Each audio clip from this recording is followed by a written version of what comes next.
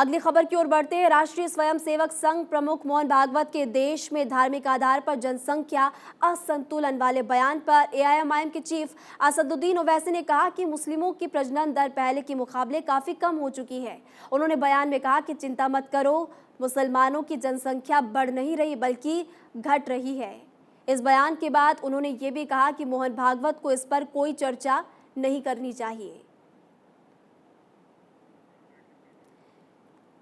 बता दें कि हाल ही में मोहन भागवत की तरफ से जनसंख्या नियंत्रण को लेकर बयान दिया गया था। उस बयान को लेकर अब ओवैसी की तरफ से पलटवार किया गया है।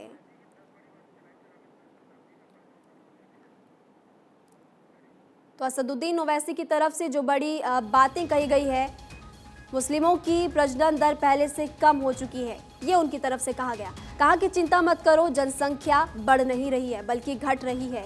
मुस्लिमों में सबसे ज़्यादा कॉन्डोम का इस्तेमाल किया जाता है। मोहन भागवत इस पर कोई चर्चा नहीं करेंगे, ये उनकी तरफ से कहा गया।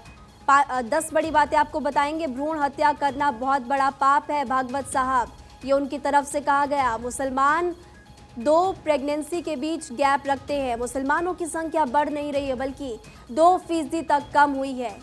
सरकार ने कहा परिवार नियोजन बाध्यता नहीं, लोगों को रोजगार नहीं दिए, ना ही सैलरी बढ़ाई। तो आपने देखा कि किस तरह से सरकार पर भी हमलावर हुए असदुद्दीन ओवैसी। 10 बड़ी बातें उनकी तरफ से जो कही गई वो हमने आपको बताया कि कौन कौन सी बड़ी बातें पलटवार करते हुए एआईएमआईएम चीफ असदुद्दीन ओवैसी की तरफ से कही गई, जो कि हाल ही में बयान आरएसएस प्रमुख मोहन भागवत की तरफ से दिया गया था। अब जनसंख्या पर रार और तकरार बढ़ चुकी है। आप देखिए, मुसलमानों की प्रजनन दर पहले से कम है, ये दावा है असदुद्दीन ओवैसी का। मोहन भागवत कहते हैं कि जनसंख्या नियंत्रण पर नीति ज़रूरी है, नीति बननी चाहिए। और इसी को लेकर आप देखिए कि अब असदुद्दीन ओवैसी की तरफ से कहा गया कि चिंता मत करो, जनसंख्या नहीं बढ़ रही।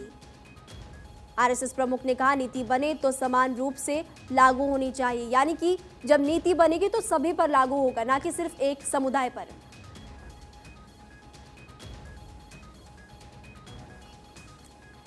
तो आपको हमने एक एक करके बताया कि असदुद्दीन ओवैसी की तरफ से कौन सी बड़ी बातें कही गई, इसी बीच उनकी तरफ से क्या पलटवार भी किया गया। जनसंख्या नियंत्रण पर बड़ी तकरार के बीच ओवैसी ने भागवत ज्ञान पर जोरदार हमला किया है।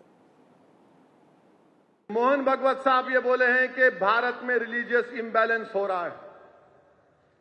तो हमारे मुल्क में एक चीज है TFR, टोटल फर्टिलिटी रेट, वो 2% हो गया। माने इंडिया का फर्टिलिटी रेट बहुत ज्यादा गिरा। और सबसे ज्यादा अगर TFR रेट गिरा, मुसलमानों का गिरा। मुसलमानों का गिरा। ये national family health survey 5th उसका रिकॉर्ड बता रहा है। जनसंख्या का असंतुलन हुआ तो 50 साल पहले उसके गंभीर परिणामों को हमने भुगता। और केवल हमारा ऐसा हुआ ऐसा नहीं, आज की तारीख में पूर्व तिमोर नाम का एक नया देश बना, दक्षिण सूडान नाम का नया देश बना, कोसोवो बना।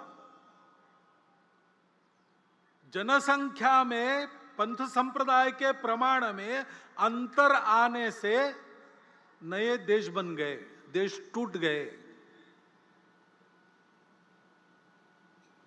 यह असंतुलन जन्मदर एक भाग है उसका, लेकिन जोर जबरदस्ती या छल कपट से, लालच से मतांतरण, ये सबसे बड़ा फैक्टर है।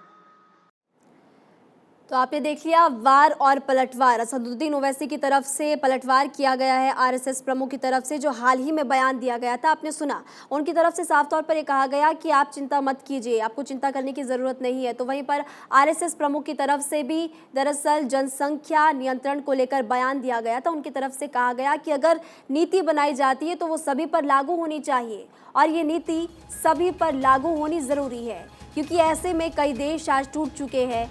उन देशों से हमें उदाहरण लेना चाहिए, उनका एग्जाम्पल लेना चाहिए, और यहाँ पर भी स्थायी नीति बननी चाहिए।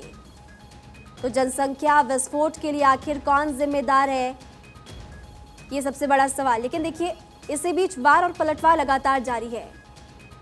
असदुद्दीन ओवैसी की तरफ से कहा गया कि मुस्लिमों की प्रजनन दर पहले से कम हुई है और कहा कि चिंता मत करो, जनसंख्या नहीं बढ़ रही। तो वहीं पर आरएसएस प्रमुख का कहना है कि नीति बने तो किसी को छूट नहीं मिलनी चाहिए, यानी कि जो नीति बनेगी वो सब पर लागू होनी चाहिए। जनसंख्या असंतुलन के गंभीर परिणाम है और जो देश जहां पर ये देखने को मिलता है उनसे हमें सीखने की ज़रूरत है। अब इसी बयान को लेकर लगातार सियासी संग्राम छिड़ चुका है और किस तरह से सियासी संग्राम छिड़ा हुआ है आपने बयान सुन ही लिया। असदुद्दीन ओवैसी की तरफ से भी बयान दिया गया और आपने वो बयान भी सुन लिया जो कि आरएसएस प्रमुख की तरफ से दिया गया था। तो जब जनसंख्या पर सियासी संग्राम छिड़ा हुआ है तब उन आंकड़ों का फैक्ट चेक करना जरूरी हो जाता है कि असल में जो नेता बोल रहे हैं वो क्या सच है। ओवैसी ने आज आंकड़ों को सामने रखा है और दावा किया कि मुसलमानों की यानी कि मुस्लिमों की जनसंख्या नहीं बढ़ रही। तो चलिए नेशनल फैमिली हेल्थ सर्वे की रिपोर्ट के आधार पर दूध का दूध और पानी का पानी करते हैं कि असल में भारत में प्रजनन दर का रिकॉर्ड क्या है।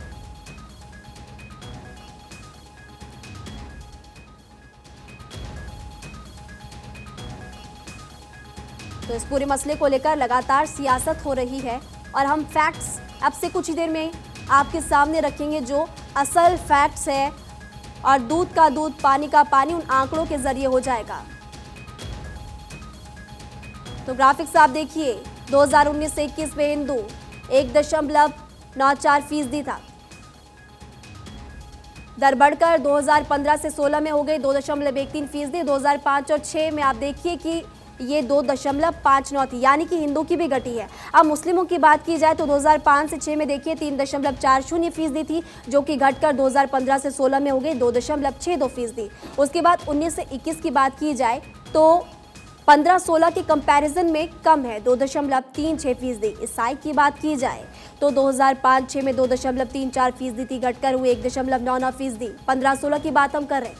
19 और 21 की बात की जाए ईसाइयों की तो 1.88% है। बौद्ध की बात की जाए 2005-6 में 2.25%, 15-16 में हुई 1.74%, 1.39% 2019 और 21 में ये बौद्ध की। और सबसे आखिरी में आप देखिए सिख की बात की जाए 1.95% 2005 से 6 में थी, घटकर 15-16 में पहुंची 1.58%। लेकिन यहाँ पर 19-21 में बढ़ोतरी हो गई है। 2019 से 21 में बढ़ोतरी सिखों की हुई 1.61%। तो आप देख सकते हैं कि ये दूध का दूध और पानी का पानी यानी कि आंकड़ा हमने आपके सामने पेश किया। इस ग्राफ के जरिए आप देख सकते हैं कि 2005 से 6 और उसके बाद 2015 से 16 में आंकड़ा क्या था, कितना प्रतिशत था प्रजनन दर, और उसके बाद आप ये भी देख सकते हैं कि 2019 से 21 में अब आज कितना फीसदी, कितना परसेंट है। तो इन आंकड़ों के जरिए साफ हो जाता है कि भारत में हिंदू का प्रजनन दर भी गिरा है, यानी कि गिरावट दर्ज की गई है। और देश में आज जनसंख्या 140 करोड़ के आसपास है। ऐसे में भागवत ने जनसंख्या विस्फोट पर चिंता जताई और नई नीति बनाने की वकालत की। इसी बीच उन्होंने हिंदू राष्ट्र पर बात की जिस पर ओवैसी ने पलटवार कर दिया। संघ को बड़ी मोहब्बत लोगों से मिल रही है तो हिंदू राष्ट्र अब सीरियसली देखा जाएगा। याद रखिए, हिंदू राष्ट्र इंडियन नेशनलिज्म के खिलाफ है, हिंदू राष्ट्र भारत के खिलाफ है, हिंदू राष्ट्र जंग आजादी में जिन्होंने इस मुल्क को आजाद कराया उनके ख्वाबों को चूकनाचूर करने का नाम है हिंदू राष्ट्र। इसके खिलाफ अंबेडकर थे, अंबेडकर की तकरीर, उनके जुमले सामने हैं। इस भूमि ने हमको अन्न जल तो दिया ही, पुष्ट तो किया ही, विश्व की प्रतिष्ठा दी और हमको अपना संस्कार दिया। वह मातृभूमि, उसकी भक्ति, ये हमारी पहचान का मुख्य आधार है, हमारे स्व का वो मुख्य आधार है। इन बातों को ध्यान में रखना चाहिए। इसके आधार पर समाज की जागृति हो, इसके आधार पर हम आगे बढ़े। इसी को हम हिंदुत्व कहते हैं। संघ का सारे समाज को यही आह्वान है, क्योंकि ये सारे समाज की विरासत है। भारतवर्ष की चतुसीमा में रहने वाला जो अपने आप को भारत का मानता है, उन सब की यह विरासत है। यह विचार हिंदू राष्ट्र का विचार है, ऐसा लोग कहते हैं, क्योंकि वो है हिंदू राष्ट्र का यही विचार है, इसलिए हम कहते हैं हिंदुस्तान हिंदू राष्ट्र है। इन बातों को मानने वालों का संगठन हम कहते हैं हम हिंदू संगठन करते हैं, हम किसी का विरोध नहीं करते।